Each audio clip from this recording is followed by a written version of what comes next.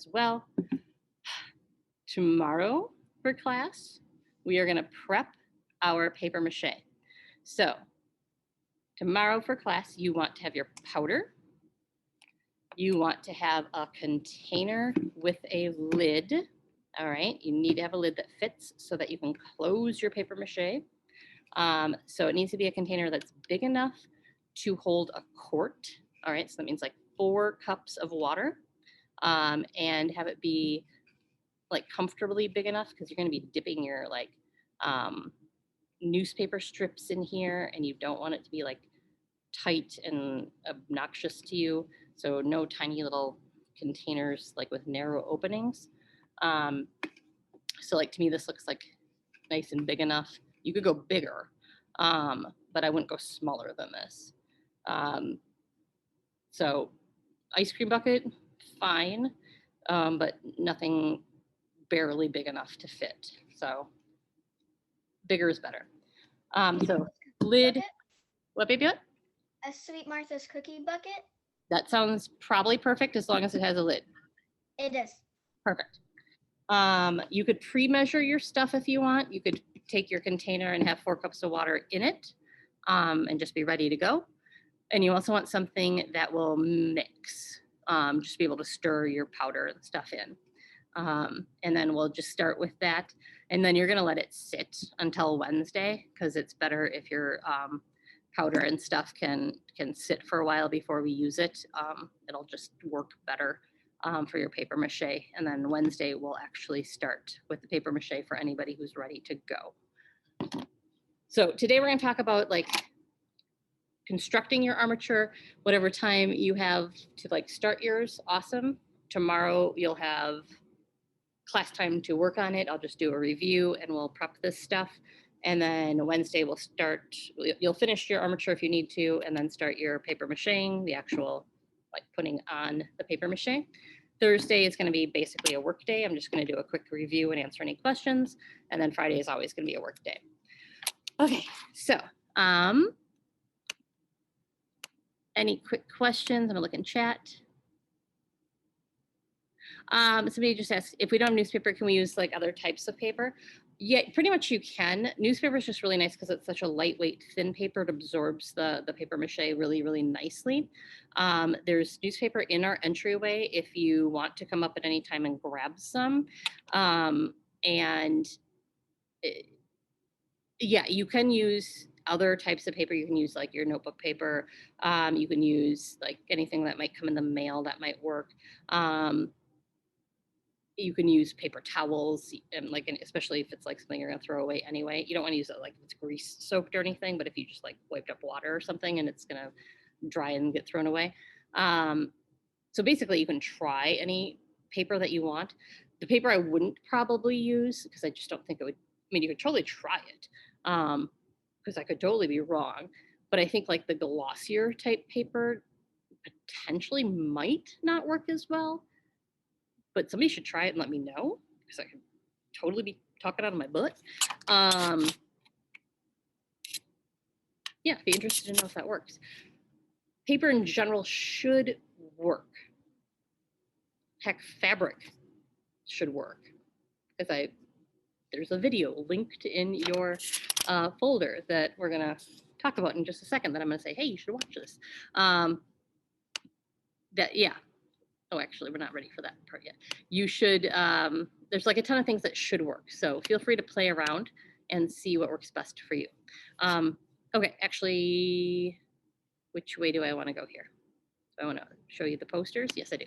Okay, so depending on what you're going to be making, it's going to depend on which techniques you're going to use. So in your visual pun folder, there's a couple posters that I would normally have up in the classroom. And depending on what you're making, some of these things are going to be like, you're going to use the crap out of them. And some of you are going to be like, well, I didn't use many or any of these things. So if you're going to be using cylinders or cubes or cardboard where you have to like connect things, you might want to be looking at this to find techniques that are really going to work for you. So I'm going to talk about like scoring paper or cardboard and like why and how you would do that. I'll talk about cutting flanges and you might want to cut slots into like join cardboard together, which is a really good technique instead of like just trying to tape things. Or you could cut slots through a piece of cardboard, also a really good way to connect things. There's a second poster in here, as soon as it will open. It has some of the same techniques, but has a few new ones as well. And so putting in like supports, awesome. Some of them are the same slots and flanges. Tabs are really good. These will give you more surface area to like glue things down or tape things down. You could actually use fasteners. So if you have like yarn and like a hole punch where you can tie things together to make them actually like stay, or like, I don't know, I'm a big fan of like wire or like bamboo skewers and stuff, especially if you have corrugated cardboard, where you can like shove things through those like little spaces through the cardboard. I was always like, that's brilliant because you're like going through like the skin of the cardboard and connecting things, because it's like hiding your connections, but also like giving yourself a strong connection without actually having to tape anything or glue anything or even sometimes cutting anything. So those little tricks I always love. So keep those things in mind that there are options for you. And then there's, oopsies, we're not there yet. While you're gathering your stuff together and starting to construct your piece, I would play this video. Normally we do it in class while you're constructing your own piece. I would put this up on the screen. And it's just a really good video for you guys to see somebody using the same stuff you guys are using. So he uses newspaper, and he uses the like same type of paper mache we're using. It might be slightly different, but it's basically the same stuff. And he uses wire, and then he has a couple things that are like store bought, like he uses glass eyes, and he's making a dragon.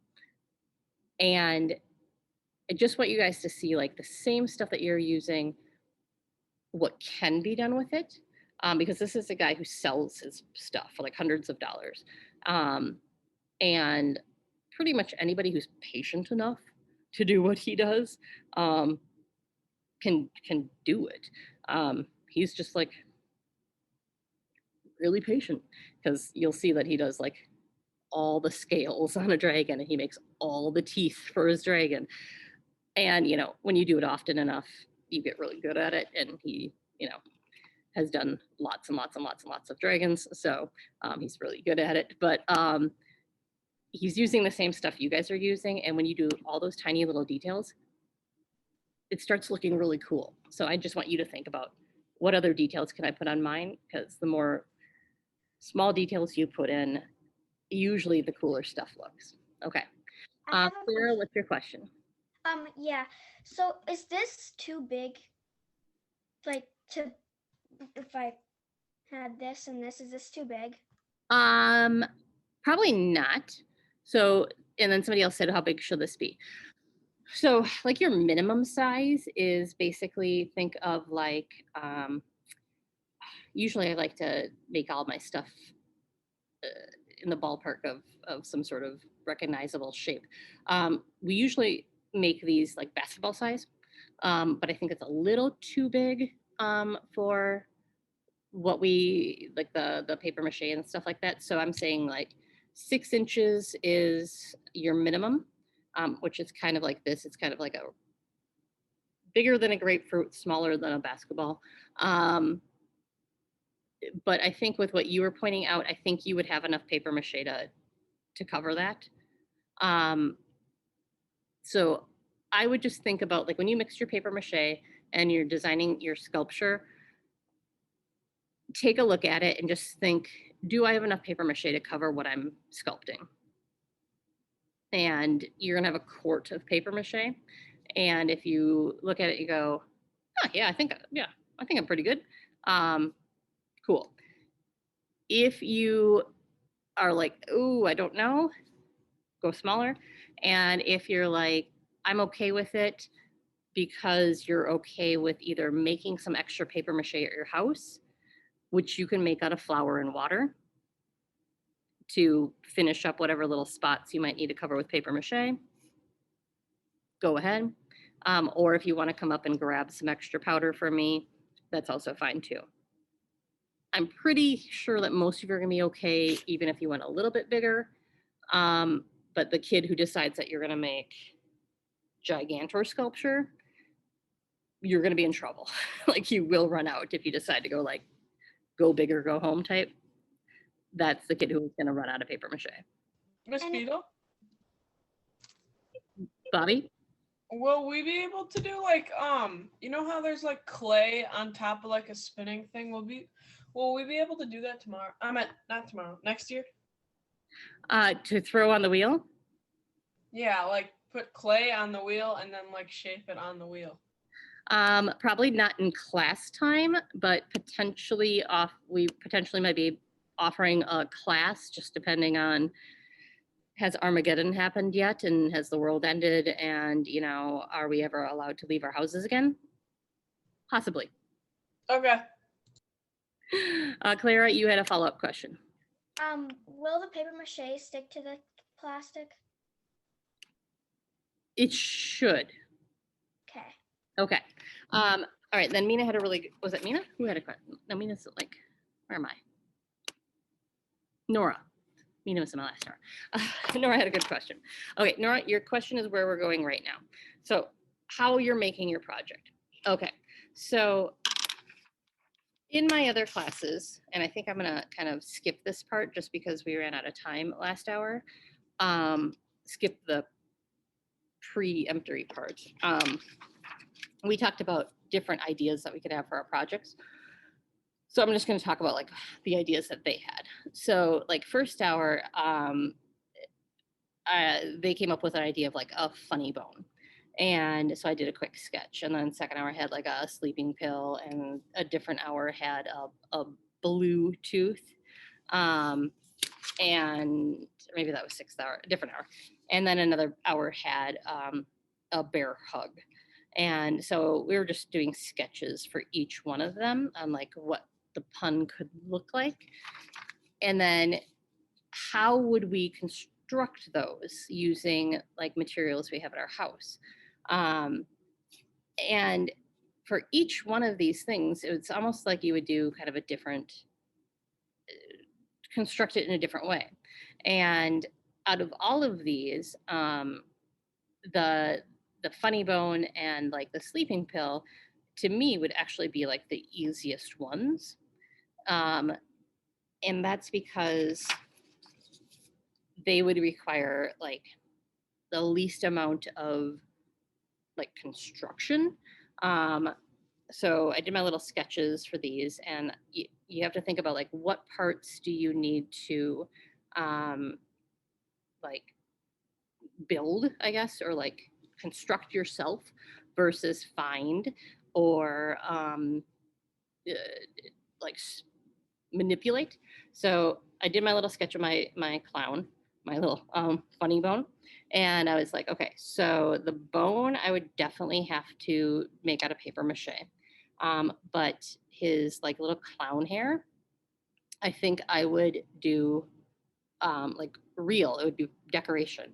So I think I would either do it with like yarn or try to find like an old clown wig. I have like 3 boxes of costumey crap in my basement.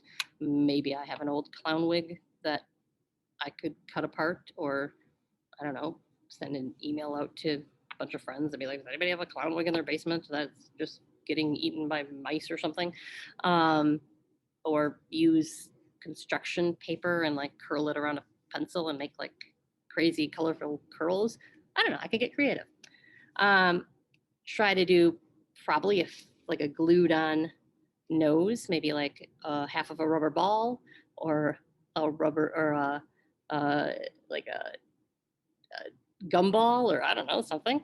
And I'd probably do like a glued on flower, like either a silk flower or a construction paper flower. And then I'd probably try to do like some fabric pants. Like I have some old fabric somewhere. And actually make him like little pretend shorts, you know? So those I think I would do all real stuff. So the bone would be paper mache. I think I do arms, paper mache. And then the feet, I think I'd also do paper mache. So those are the things I'd have to construct. So I have to think a 3-dimensional bone, what would that look like? Well, if I think about like bones in the body, they're kind of like cylinders. They can be kind of flattened cylinders, thinking like the bones my dog eats, but they're pretty much cylinders. So I could do like a paper towel roll or a toilet paper roll. And then I would just have to like pad it out with like newspaper, I think. I mean, that's the idea that I came up with. You might have a totally different idea. But to me, that seems like the easiest way that I could think of. And then like the little arms, I think I could do with like cardboard and newspaper. Like I either squish newspaper or cut out cardboard and then like pad it with newspaper. And then like little hands, I could probably form with a little newspaper that I taped really, really well. Probably be a little bit of a pain in the butt. But I think I could do it just by squishing stuff together and taping it. Feet, I'm going to warn you, just be careful. I would cut flat cardboard out.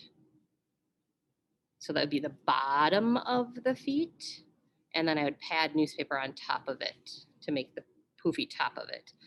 Because then the cardboard would sit flat on the table and he would have like a stable base to stand on. And I would probably make them really ridiculously oversized so I knew he would stand up. Plus they're clown feet, so that would look better. So, I mean, like that's how I would plan out my clown and think about like 3-dimensionality and like making him look cool. But that didn't seem too hard. And then the sleeping pill was kind of the same idea, like the cylinder, I'd probably kind of make like that for like the pill. And then the bed, I was like, oh, sweet. Like, don't make your life harder than it is. The bed is like a box. I could probably go in my recycling bin at home right now and find a box like that size and like that fat out of like granola bars or I don't know, something like that. And if I can find one of those things, I'm just going to pull that thing and be like, bed. All I'd have to worry about then is like making some little feet for it and some sort of headboard. Okay, so that would be easy. And then I think the blanket and the pillow, I would find some fabric and, you know, cut it and fold it and glue it or like however I want. The pillow, you know, I try to make a pillow and make it look like a pillowy type thing. Hot glue gun is your friend or regular glue is your friend. I don't need to sew anything to actually make it look like a pillow. I can just glue it or hot glue gun it and shove some newspaper in it or something like that to make it poofy. And I think I would, in this case, I would just paint a face on because pills are so smooth. I wouldn't make a 3-dimensional face, I don't think. And that's how I do that one. So those are easy. The hardest one out of these, the Bluetooth might be tricky, but I think might be the bear. And I don't even think he's all that tricky. Some people are like, how do you make circular things? If you have a big circle, like say you're making a egg or I don't know, something that's circular. If the whole thing is circular because you're doing something big, I would use the piñata method. That's what I would call it, like the old school method. Has anybody ever made a piñata? Nobody's made a piñata? I have. I think we also did it with paper mache. It was like a long time ago in like preschool. But then I busted one open this weekend for my birthday. Oh, fun. Okay, well, a good way of an easier way of making a piñata I did this in 3rd grade, it was fun, is to paper mache a balloon. So if you blow up a balloon and you can like add stuff to it, obviously, but you can paper mache over a balloon and that will give you like a round shape. So if you need something that's bigger and it's round or oval, a balloon is a really nice, quick way to get a round shape. And obviously, if you blow it up big, like some balloons get oval really quickly. But then they're also hollow, which is nice because they're lightweight and they make a hollow shape. So balloons are a nice trick if you have any at home. But you can also just crunch up newspaper, which for anything that is like a mammal type shape is a quick, easy way to do it. Because a balloon wouldn't work for him because he has lots of round shapes and he's small. And you don't want to blow up all these tiny little balloons. That seems like a pain in the butt. And balloons normally don't blow up small like that very well. So you take a sheet of newspaper and literally just like crumple it up into the shape that you need. So if I was like going to do his body, do I want it to be round or do I want it to be more oval? And I can kind of squish it more into an oval and then like tape it into place. So I already did more of a head shape and I can like hold it up and be like, is that right? Or do I need to squish his body down more? And be like, oh, is that too much? Is that more right?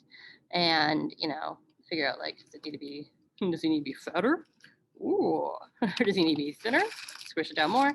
I had made a body earlier, but then I was like, oh no, now he's a bobblehead. That's ridiculous. And go like, oh, I'm not gonna keep this one. Like, I don't know, maybe that'll be maybe Baby Bear later. Like maybe his little 10-year-old next to him or something. So you literally can just like squish the newspaper and I could like squish little cylindery type things for his arms and attach those.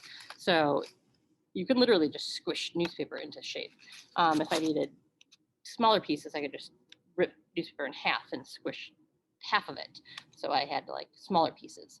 If I need like just the ears, maybe I'll use some cardboard and like cut that out.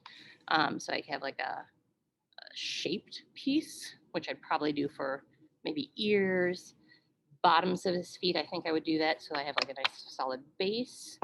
But for most of them, I think I would just use the squished newspaper.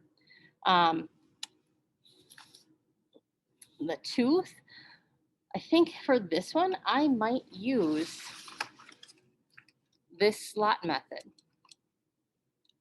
I think that structurally that would be way more stable. And then I could use the newspaper to kind of like pad out the bulky areas and just kind of shove newspaper in to shape it out. To me, I think that would be way better. Okay, so, think about those things and think about like what methods can be working best for you. The last thing I want to show you guys before you just go off and figure out what you need to do is if you need to fold anything. So earlier, I was doing this at the end of the hour, it was 6th hour. I had said that I needed to do legs for my bed that I was working on. And so I made some measurements about how far away I think my legs needed to be. So I was making measurements every ½ inch. And if you need to fold cardboard, you should always score your cardboard. So scoring is when you are going to make, it's basically like what you did with your like scratch board. And the first time you went through and did your styrofoam, you're basically indenting your cardboard. So I am simply going along my cardboard here, and I'm taking like a pencil or whatever, and I'm pressing really, really firmly,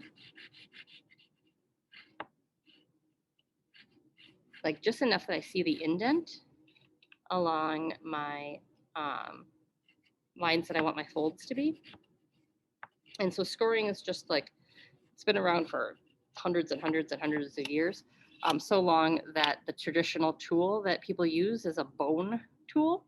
It's like traditionally made out of bone, because it scores these lines so that when you go to fold, these lines give you this indent to fold along, and the folds will stay there like really nice and crisp and clean. And actually I can cut along that one. And whatever you're making is like super well constructed and will stay in that shape, and like be like your craftsmanship is like super nice then. So anytime people like fold paper, even oftentimes they will score wherever they're folding, just because it gives a really nice crease and a really nice edge that they're folding along. So I think my bed legs might be a little long, but if I cut that in half, now I might have 2 bed legs that look really nicely constructed. And a tiny bit of tape, and I have like beautiful constructed bed legs. So anytime you are going to fold, you might want to score. And then if you do corrugated cardboard, like this one, you technically could score with scissors and actually cut through that first layer, because there's multiple layers, and it just gives you a nice basically crease that it will fold along as well. So take a look at the posters when you're working if you want like little tricks like that. Oh, that was so much information. Okay, don't forget about snouts on mammals. So I have this little snout that kind of pokes out on my bear. Having just a sphere for a dog or a cat or a cow or a pig or a bear looks weird. So think about them 3-dimensionally. That's just a reminder if you have anything like that. Questions, comments, concerns?